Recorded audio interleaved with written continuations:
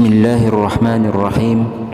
Subhanalladzi asra bi'abdihi laila minal masjidil harami ilal masjidil aqsa alladzi barakna haulahu linuriyahu min ayatina innahu huwas samiul basir. Assalamualaikum warahmatullahi wabarakatuh. Pemirsa media Nusantara di seantero Indonesia, di dalam perjalanan Isra dan Mi'raj, Rasulullah Shallallahu Alaihi Wasallam melihat ada orang mencakar-cakar mukanya dengan kukunya sendiri. Lalu beliau melihat ada orang dipotong lidahnya. Kemudian ada orang memikul kayu yang cukup berat, terengkeh-rengkeh. Semakin berat bebannya, semakin ditambah. Lalu beliau melihat pula ada sekelompok orang menanam.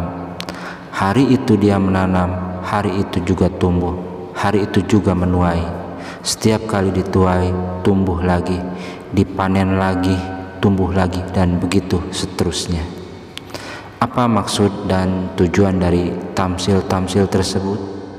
Apa tujuan daripada Isra dan Mi'raj itu? Hakikatnya cuma Allah yang tahu tentu. Namun kalau kita lihat di penghujung ayatnya, kita akan menemukan kalimat linuriyahu min ayatina. Keseluruhan perjalanan yang ajaib itu, sejak berangkat sampai kembali, tujuannya linuriyahu min ayatina, untuk kami perlihatkan kepada Nabi Muhammad itu sebagian kecil daripada tanda-tanda kebesaran kami, untuk disampaikan kepada umatnya dan kemudian menjadi pelajaran di dalam mengarungi kehidupan. Seluruh perjalanan yang dilihat oleh Nabi, seluruh pemandangan yang ditemui di dalam perjalanan itu merupakan sebagian kecil dari tanda-tanda kebesaran Allah, dan itu merupakan tamsil, contoh pelajaran buat kita yang hidup di zaman sekarang ini. Misalnya di dalam perjalanan Rasul melihat ada orang mencakar-cakar mukanya dengan kukunya sendiri. Beliau bertanya, "Ya Jibril, itu orang macam apa?" Jibril yang waktu itu bertindak sebagai bodyguard menjelaskan, "Muhammad, itulah contoh daripada umatmu, orang-orang yang suka memburuk-burukan saudaranya sendiri. Ditamsilkan bagaikan orang yang mencakar mukanya sendiri. Sebab muslim ini bersaudara seperti satu tubuh. Jikalau yang satu sakit, yang lain akan ikut merasakan sakit. Jikalau satu terinjak, yang lain merasakan akibatnya. Ibu jari tersandung batu, mulut akan berkata aduh, air mata akan keluar, kepala mungkin akan ikut pusing, dan itu refleks tanpa harus menunggu undangan." Orang yang memburuk-burukan saudaranya sendiri, hakikatnya mencakar mukanya sendiri. Bak kata pepatah, menepuk air di dulang, terpercik muka sendiri. Lalu beliau melihat pula ada orang dipotong lidahnya. Kata malaikat Jibril, "Muhammad, itu tamsil daripada umatmu, orang-orang yang suka mengumpat, para pembuat fitnah, tukang bikin gosip dan menjelek-jelekan orang lain. Maka lidahnya akan dipotong sedemikian rupa."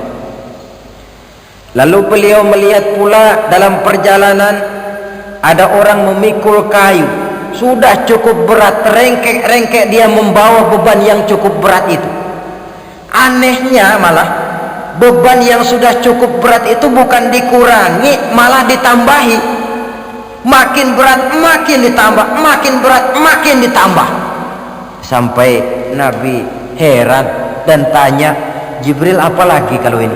"Nah Muhammad, ini tamsil daripada umatmu, orang-orang yang dipercayakan untuk memikul satu amanah, tetapi amanah yang satu belum dia laksanakan, sudah diterima amanah yang lain.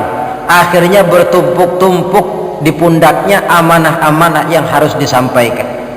Orang yang terlalu banyak jabatan, tetapi kemudian ternyata tidak mampu melaksanakan tugasnya, tapi dikasih jabatan baru mau lagi, dikasih yang baru mau lagi. Soal mampu of tidak, soal nomor dua, yang penting punya jabatan. Orang yang di dalam menerima suatu pekerjaan tidak pernah mengukur dengan batas kemampuan yang dimilikinya. Lalu beliau melihat pula ada sekelompok orang menanam. Hari itu dia menanam, hari itu juga tumbuh, hari itu juga keluar buahnya, diketamnya lalu tumbuh lagi gantinya, tiap kali diketam, tiap kali keluar buahnya. Itu tamsil apa ya Jibril? Kata malaikat Jibril, wahai Muhammad, itulah satu contoh daripada umatmu, orang-orang yang gemar memberikan bantuan kepada orang yang memang memerlukannya. Mereka yang rajin sedekah, membantu fakir miskin, menyantuni yatim piatu, memberikan bantuan kepada pengembangan dakwah, madrasah, pendidikan dan pesantren.